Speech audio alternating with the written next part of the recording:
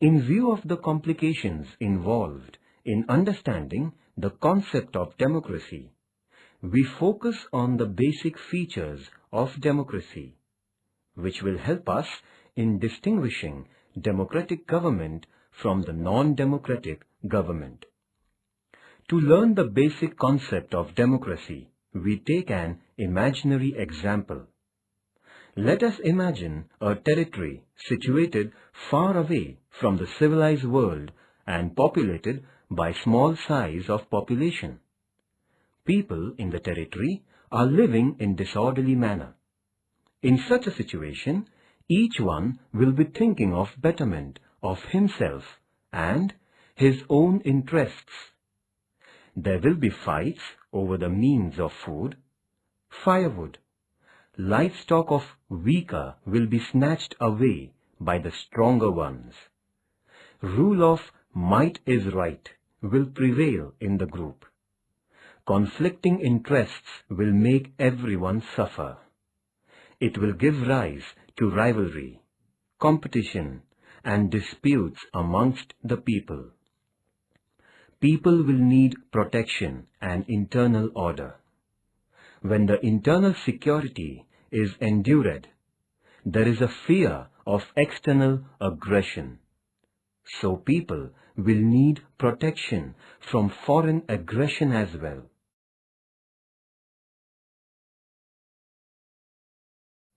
This will make the people realize that there are some problems which are to be solved collectively.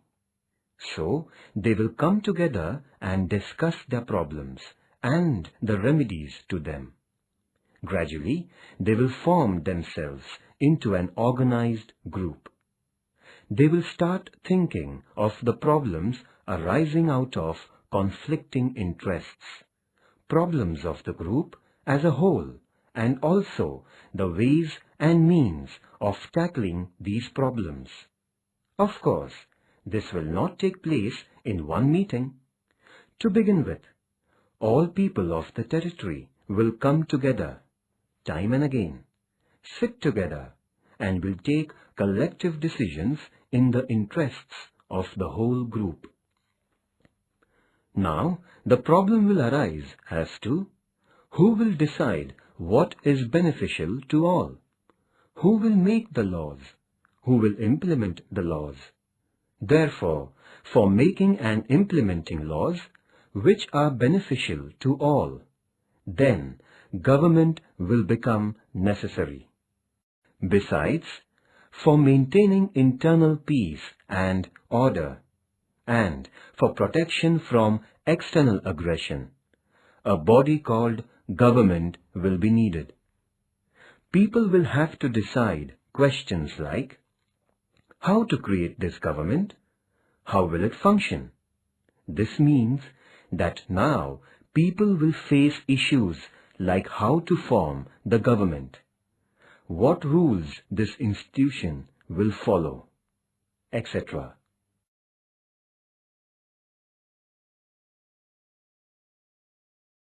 In the beginning, all people of the territory will come together to take collective decisions to solve problems before them. But with the passage of time, population will increase and it will become difficult for all people to participate in the decision-making process. Even if they could, they will not have time, the desire and the skills to take part in all the decision. So, people will decide to send their representatives who can think, who can speak, and express their opinions, who have necessary skills to tackle complicated problems, and act on behalf of the people, and work for the general interests of the whole group. A few people who are representatives of the whole group will form a governing body and rule over the group. Thus, people will participate in the decision-making through their representatives and elect their rulers to implement the decisions. This will be a democratic system. Friends, if you consider the chain of events in the above story, you will come to know the process of the formation of democratic government.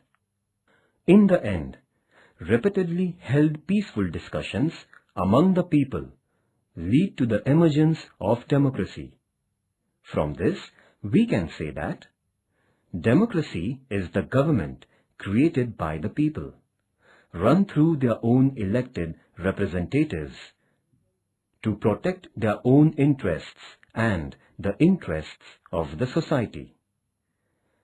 As Abraham Lincoln once said, democracy is government of the people, by the people, and for the people.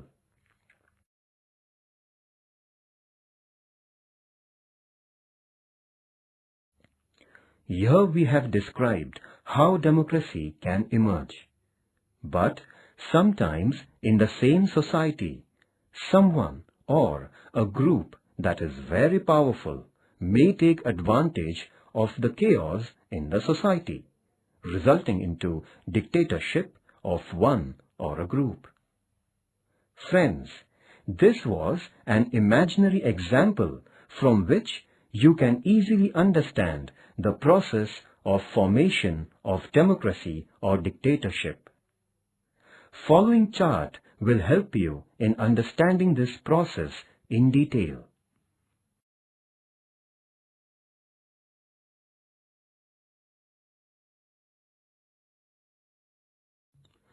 Now, let us understand the meaning of democracy by studying some basic features of democracy.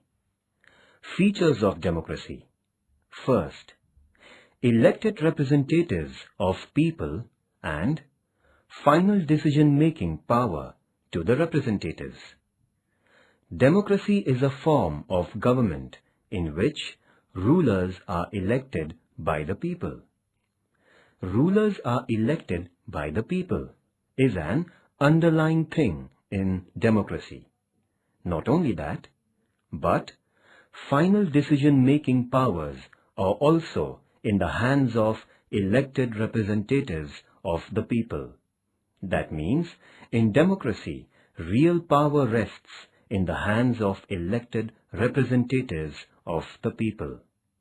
There are countries in the world where elections are held, but elected representatives of the people do not have final decision-making powers.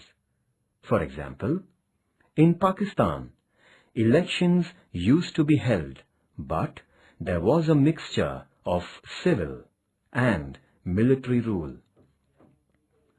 Elected representatives had some powers, but sometimes final decisions were taken by the military officers. These military officers were not elected by the people.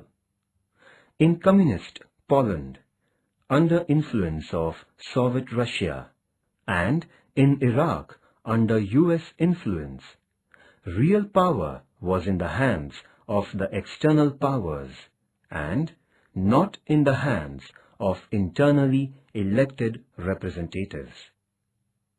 In the above example, it is realized that apparently these countries had formal democracy, but there was no democracy in the real sense.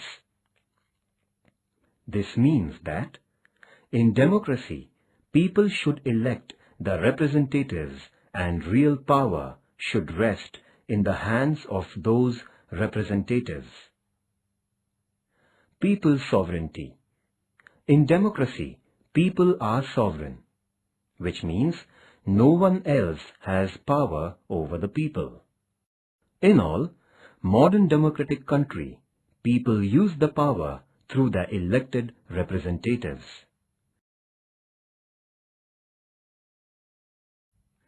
Second, free and fair elections. If any country is a democratic country, then the citizens of the country must have the freedom of electing their representatives. elections in free and fair atmosphere are essential in democracy. In countries like China, elections are regularly held, but in respect of the elections, the conditions are not conducive to free and fair elections. In China, elections are regularly held after every 5 years for electing their parliament, but only members of Communist Party of China are allowed to contest elections. So, government in China is always formed by the Communist Party.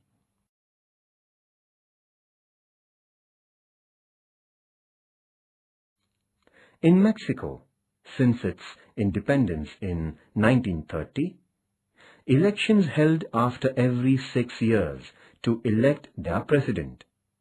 Until 2000, every election was won by Institutional Revolutionary Party.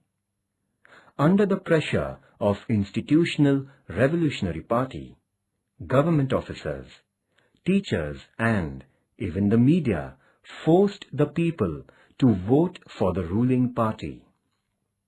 So, opposition parties did contest elections, but they could never win before 2000.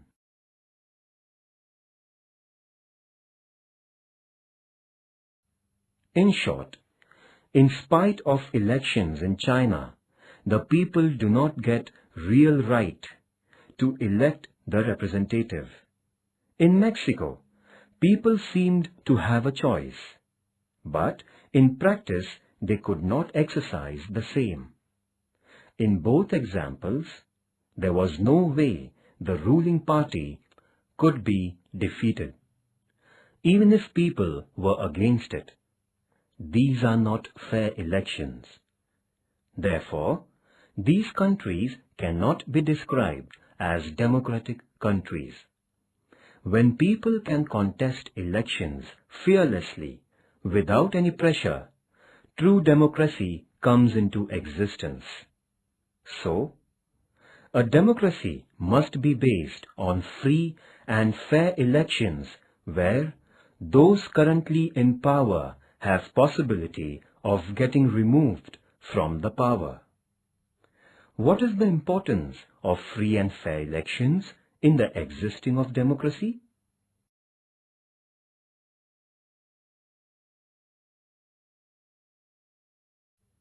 Third, universal adult franchisee with each vote having equal value. Holding elections is a necessary condition for existence of democracy. The principle of universal adult franchise is accepted almost all over the world.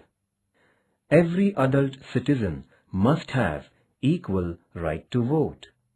Elections in democracy will be meaningless if equal right to vote is denied to the citizens. Democracy is based on a fundamental principle of political equality. However, there are many countries where equal right to vote is denied. Such countries cannot be described as democratic countries. For example, in United Arab Emirates, women have no right to vote. In Estonia, citizenship rules are framed in such a way that people belonging to Russian minority find it difficult to get the right to vote. In a democracy, each adult citizen must have one vote and each vote must have one value. In Fiji, the electoral system is such that the vote of an indigenous Fiji has more value than that of an Indian Fiji. The principle of democracy, namely, elected representatives of the people, is not practiced fully in such countries.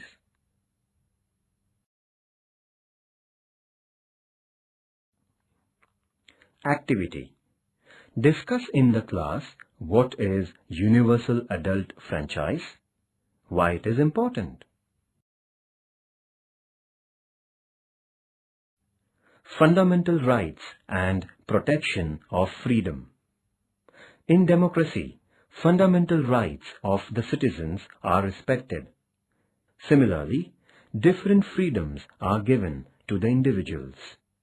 For example, freedom of thought, freedom of expression, freedom to form association, freedom to criticize, freedom to approach the courts for protection of rights, etc. are same important rights.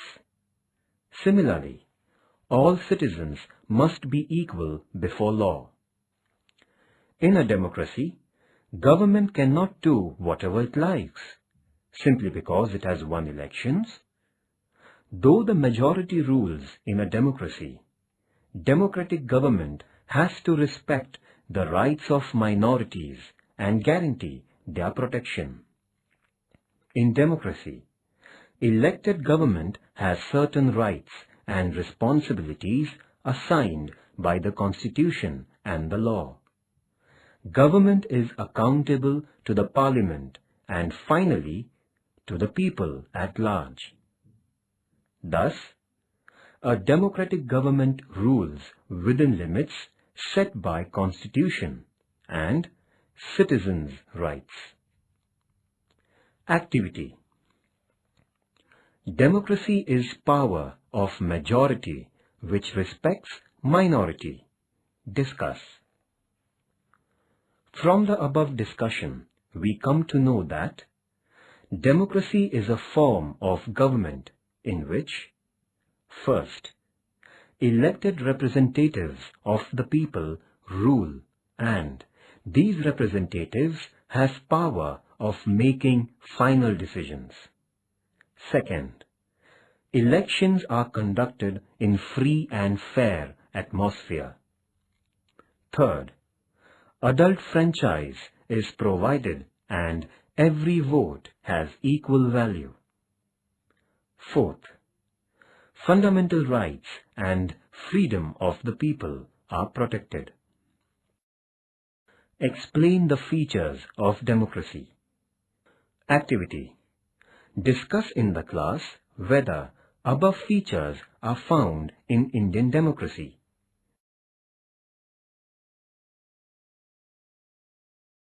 Chapter 5. Democracy. We live in an age in which democracy fascinates the people. To speak of democracy is politically fashionable, so much so that even dictators or autocrats want their rule to be described as democratic.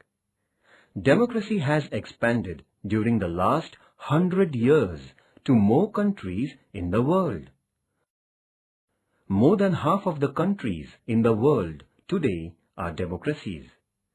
The term democracy is known to all, but perhaps no one can define democracy in a sentence or two. The term democracy. The term democracy is drawn from two Greek words, demos meaning people and kratia meaning power.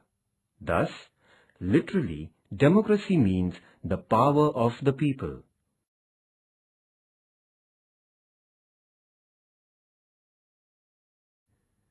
Forms of democracy. Right from ancient times, the system of democratic government has experienced various transitions. Therefore, we can divide democracy into two types: direct democracy and indirect democracy.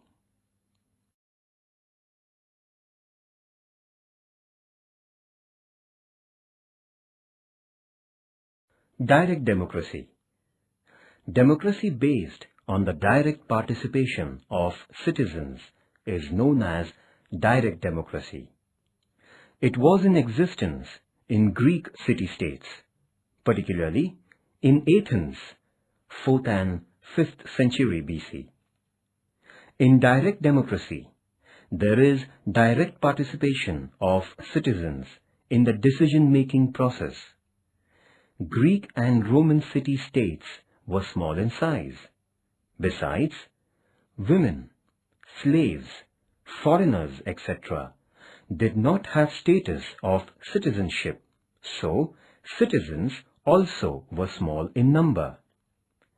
Public issues were also not as complicated as they are today. Therefore, citizens used to resolve public issues with discussions and mutual consultations. In direct democracy, people could directly rule over themselves. That means people were sovereign in real sense. In modern times, population has increased. Similarly, public issues also are getting complicated. Therefore, direct democracy has become impracticable.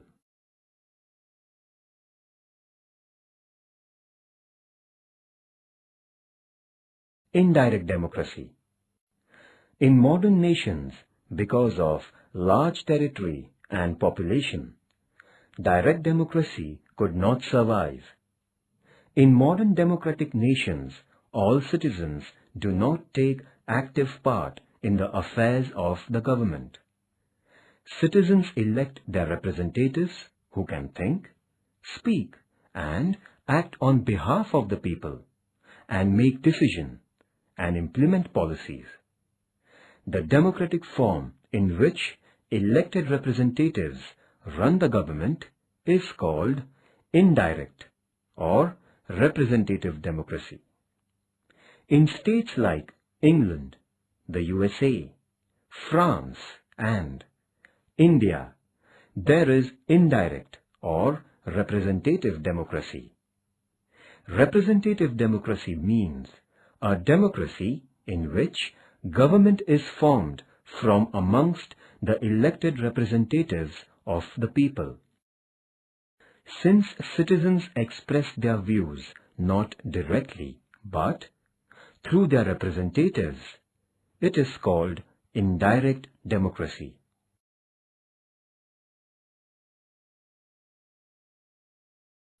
Indirect or representative democracy is of two types: presidential democracy and parliamentary democracy. In England and India, parliamentary democracy is in existence, whereas presidential democracy exists in USA and France. The problem with indirect democracy is that a very few people take real interest in political affairs or study political and other problems. Most of the people have practically no interest in government. This is particularly seen in the case of developing countries. Even then, participation of all citizens in governmental affairs is not possible today. Therefore, indirect or representative democracy is inevitable.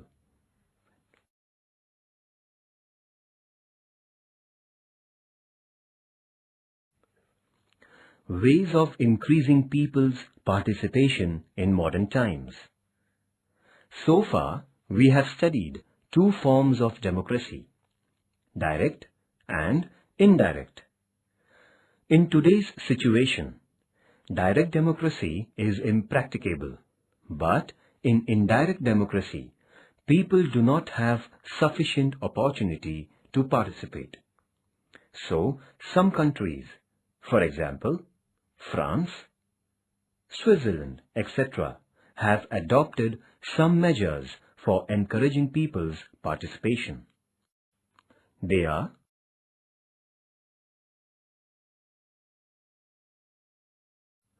first, recall, to call back the representatives. In indirect or representative democracy, people's representatives are elected, and these representatives rule for a specific period of time. But if any representative is not properly discharging his or her responsibilities, Then, he or she can be called back with the written request of specific number of voters. This is an effective way of putting control over the representatives. This method is adopted in Switzerland and in some states of America.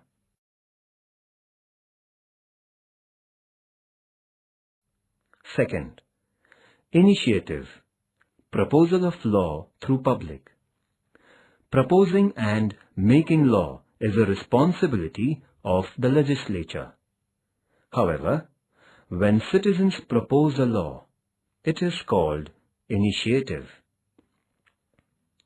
In some countries, there is a system that legislature must consider proposal if supported by a specified number of citizens. This right is enjoyed by the citizens of Switzerland.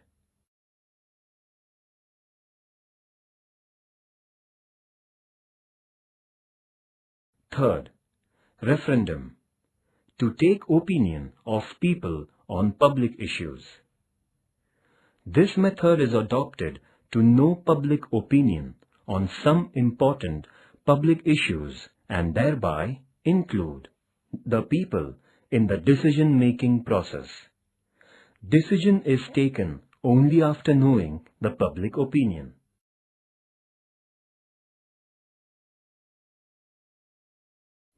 Fourth, plebiscite, people's opinion on proposal of law.